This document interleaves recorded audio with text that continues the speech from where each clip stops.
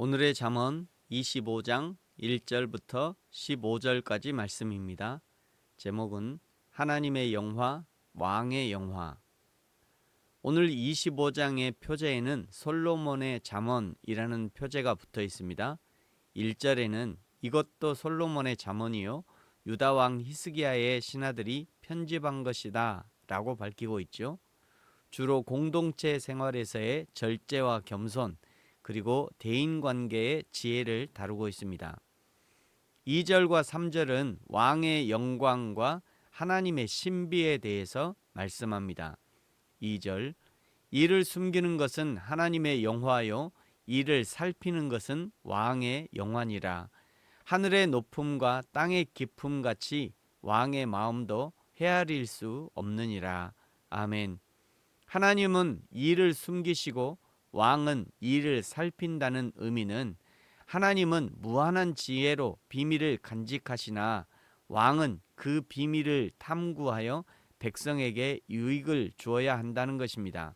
하나님은 천하 만물에 하나님의 지혜와 지식, 비밀들을 숨겨 놓으셨습니다. 지금도 과학자들이 하나님이 숨기신 신비한 일들을 찾아 밝히고 있죠.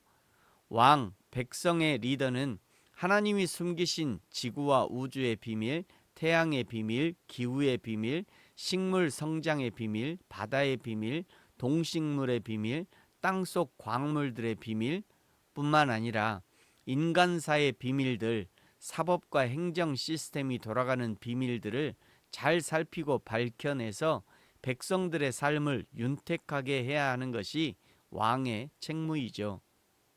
그 중에서도 2절에 이를 살피는 것은 사법적 영역에서 억울한 백성이 없도록 면밀하게 조사하는 것이 왕의 도리임을 강조하는 것입니다. 그래서 왕은 놀고 먹고 왕관만 쓰고 있으면 왕이 되는 것이 아니라 왕이 왕의 직무를 감당하기 위해서 부지런해야 하는 것입니다. 4절과 5절은 성결한 생활을 위한 조언입니다. 4절, 은에서 찌꺼기를 제하라. 그리하면 장색에 쓸만한 그릇이 나올 것이요. 왕 앞에서 악한 자를 제하라. 그리하면 그의 왕위가 의로 말미암아 견고히 서리라. 아멘. 솔로몬 당시 은그릇은 주로 왕의 궁정이나 고위 관료들의 연회에 사용되었고, 하나님의 성소 내에서 사용하는 성물의 상당수가 정련된 은을 사용하였고, 하나님께 드려지는 거룩한 봉사를 위해 구별된 자들이 사용했습니다. 이렇게 귀하게 사용하기 위해서 은으로 그릇을 만들기 위해서는 은에서 불순물을 제거해야 귀한 그릇이 만들어지는 것처럼 5절은 왕 곁에서 악인을 제거해야 나라가 견고해진다고 말씀합니다. 전 보건복지부 장관을 지냈던 유시민 작가는 그의 책 그의 운명에 대한 아주 개인적인 생각이라는 책에서 정부의 인재 사용에 대해서 이런 말을 했습니다. A급은 A급을 알아보고 좋아한다. 자신보다 뛰어난 사람을 더 좋아하는 경우도 흔하다. A급 책임자가 전권을 쥐면 주로 A급 인재를 기용한다. 그러면 그 A급들이 또 다른 A급들을 불러들인다. 그러나 B급을 조직 책임자로 임명하면 상황이 달라진다. B급은 A급을 반기지 않는 경향이 있다. 자신이 B급임이 드러나기 때문이다. B급 책임자는 기껏해야 B급을 기용한다. 아부를 잘하면 C급, D급도 마다하지 않는다. A급은 기용하려고 해도 어렵다. A급 능력자는 B급 밑에서 일하고 싶어 하지 않는다. 그렇게 되면 조직은 C급 이하 등외까지 스스로 생각하지 않고 위에서 시키는 대로 하는 사람으로 채워진다. 전적으로 동의되고 맞는 말입니다. 왕 앞에서 악한 자를 제거하기 위해서는 먼저 왕이 A급 순전하고 순수한 사람이 되어야 합니다. 그래야만 악한 자를 분별하고 물리칠 수 있는 것이죠. 6절과 7절은 겸손한 자리를 말씀합니다. 6절, 왕 앞에서 스스로 높은 채 하지 말며 대인들의 자리에 서지 말라. 이는 사람이 내게 이리로 올라오라고 말하는 것이 내 눈에 보이는 귀인 앞에서 저리로 내려가라고 말하는 것보다 나음이니라. 아멘. 예수님의 결혼식 자리에 대한 예화 누가복음 14장의 말씀과 일맥상통하는 내용입니다. 무릇 자기를 높이는 자는 낮아지고 자기를 낮추는 자는 높아지리라.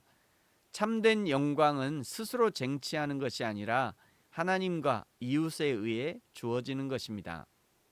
8절과 10절은 공동체 내에서의 다툼을 어떻게 해결할 것인가에 대한 지침이죠. 8절, 너는 서둘러 나가서 다투지 말라. 마침내 내가 이웃에게서 욕을 보게 될 때에 내가 어찌할 줄을 알지 못할까 두려우니라.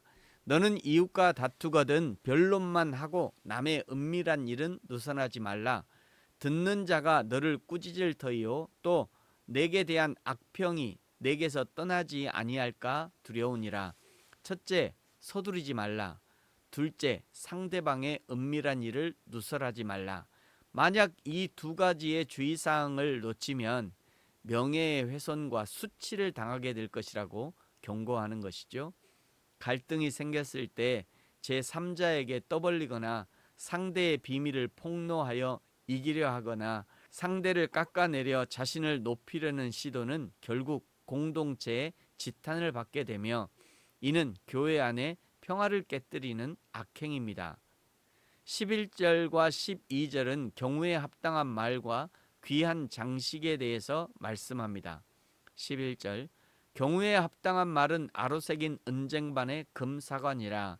슬기로운 자의 책망은 청종하는 귀의 금고리와 정금 장식이니라. 아멘. 당시 고대 근동의 세공 기술을 배경으로 할 때 이는 언어의 예술성보다는 상황에 맞는 적절성을 극찬하는 표현입니다. 지혜로운 자의 책망을 듣는 귀는 금고리보다 귀한 장식입니다. 잠언 20장 12절, 듣는 귀와 보는 눈은 여호와께서 지으신 것이니라.